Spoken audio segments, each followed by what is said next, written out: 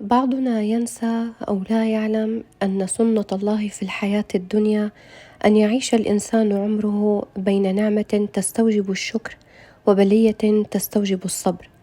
لو كل من حولك أخبروك بهمومهم وابتلاءاتهم فوالله ستجد نفسك تحمد الله وتشكره على حالك، وستشعر بالخزي على اللحظات التي مرت عليك وأنت ساخط فيها على قضاء الله وقدره. وتذكر بأنك على البلاء تؤجر، وعلى المرض تؤجر، وعلى الفقر تؤجر، وعلى الصبر تؤجر. وتذكر دائما بأن رب الخير لا يأتي منه إلا الخير. شيفون كيك من ألذ وأطيب أنواع الكيكات الإسفنجية، كتير طري وكتير لين. ممكن نستخدمه كمشروع، ممكن كمان تستخدموه لأي مناسبة، ممكن تحشوه، ممكن تزينوه، ممكن تقدموه بأي طريقة انتو بدكم إياها. هش كتير ومثل الغامة وطريقته كتير سهلة وبسيطة. طبعا معروف إنه بنعمل الشيفون كيك بقالب خاص بالشيفون، لكن أنا اليوم رح أعمله معكم بطريقة قالب الكيك العادي. يلا مع بعض خلينا نحضر الوصفة سوا. رح نحكي عن القالب. عندي هون قالب كيك عادي مقاس 9 إنش. طبعا ممكن تستخدموا قالب من دون فتحة، قالب مدور عادي كمان بيمشي الحال، لكن يفضل انه يكون عالي. اهم خطوة انه نبطنه بورق الزبدة. طبعا ثبتت ورقة الزبدة بشوي من الزيت، ما بدي كتر زيت، يا دوب رشة خفيفة، وهيك بيكون القالب صار عندي جاهز. رح نبتدي تجهيز المواد الجافة. حطيت الطحين، البيكنج باودر، الكاكاو، ورشة الملح والسكر. المقادير ظهرت عندكم على الشاشة بالجرامات وبالأكواب المعيارية. رح أحرك كتير منيح، وهيك بيكون عندي خليط المواد الجافة جاهز.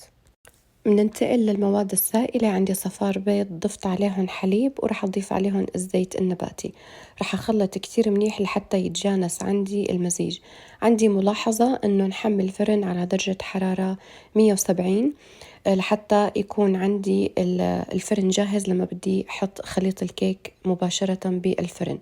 ملاحظة تانية إنه جميع المواد لازم تكون بدرجة حرارة الغرفة، يعني ما بصير نطلع المواد من البراد ومباشرة نشتغل فيها. تمام.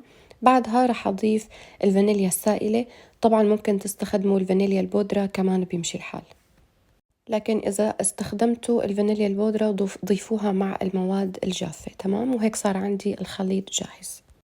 المرحلة الثانية ضفت بياض البيض بوعاء، ورح أبتدي أخفقه على سرعة عالية. أول ما أشوف الرغوة بدأت تظهر رح أبتدي أنزل عليه بالسكر بالتدريج. طبعا نحنا السكر رح نعمله على مرحلتين. المرحلة الأولى ضفناه مع الصفار، والمرحلة الثانية لازم نضيفه مع البياض. كتير غلط إنه نضيف السكر للبياض دفعة واحدة. من نجاح الوصفة إنه نضيف السكر بالتدريج، وبدي ضل عم بستمر بالخلط لحتى أحصل على كريمة متماسكة اللي هي نحن بنسميها الميرنج. يعني لما بنقلب الوعاء بضل عندي القوام ثابت، ما بينزل من الوعاء. هلأ مرحلة خفق البياض بدها تاخد معنا وقت كتير، بالذات إذا كنا عم نستخدم السلك اليدوي. شوفوا أنا هون تقريبا ضليت 4 دقايق عم بخفق، وشوفوا عندي كيف المزيج بعده مرن وطري. كمان بدي رد أرجع أخفق لحتى يمسك عندي المزيج.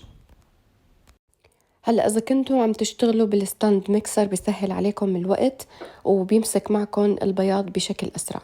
هلا هون أنا رديت كمان عملت له اختبار بعد مرور 6 دقايق. شوفوا كمان بعده القوام عندي لين، مسك شوي، ولكن لسه كمان بده ضرب تقريبا شي 3 دقايق وبيكون عندي بياض البيض جاهز. بستمر بالخلط تقريبا كمان 3 دقايق تانيات، وهيك بصير عندي القوام جاهز. بدنا نوصل لهي المرحلة اللي ظاهرة معكم بالفيديو.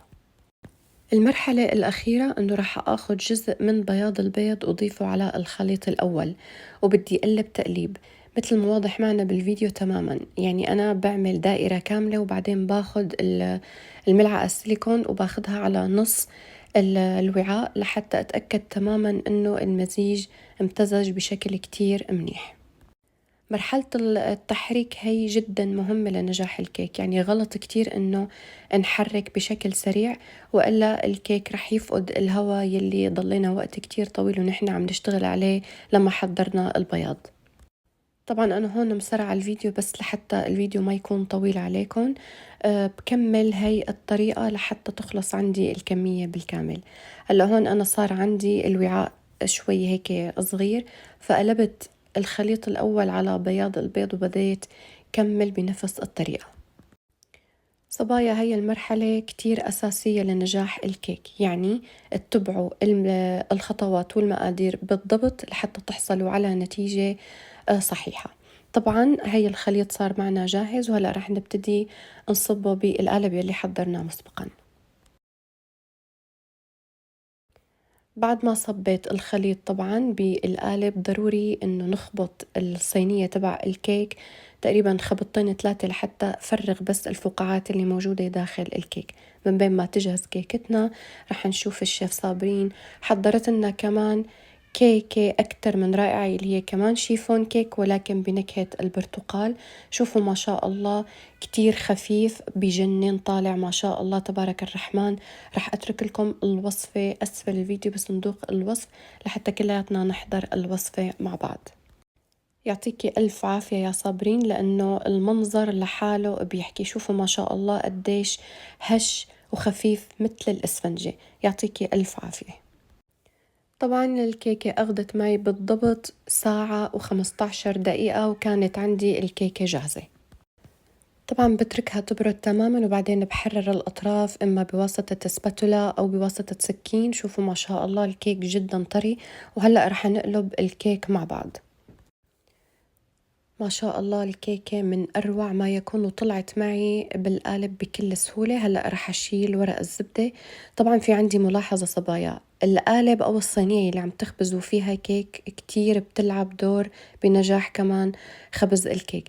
يعني نوعية الصينية اللي أنا موجودة عندي نوعيتها ممتازة، فهي كمان خدوها بعين الاعتبار.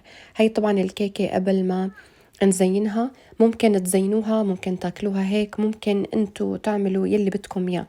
يعني بتنحشى بتتقدم بكريمة، بتتقدم بسكر بودرة، وكمان ممكن تستخدموها لأعياد الميلاد تحشوها. لكن هذا الكيك ما بيتشرب، يعني ما بيتسقى لأنه هو اوريدي الكيك طري وبيدوب بالتم ذوبان، لأنه في حليب وزيت. عادة الكيكات الإسفنجية اللي بنعملها لأعياد الميلاد ما بيكون فيها سوائل، بالتالي بتطلع ناشفة، ومنشان هيك كمان لازم نسقيها.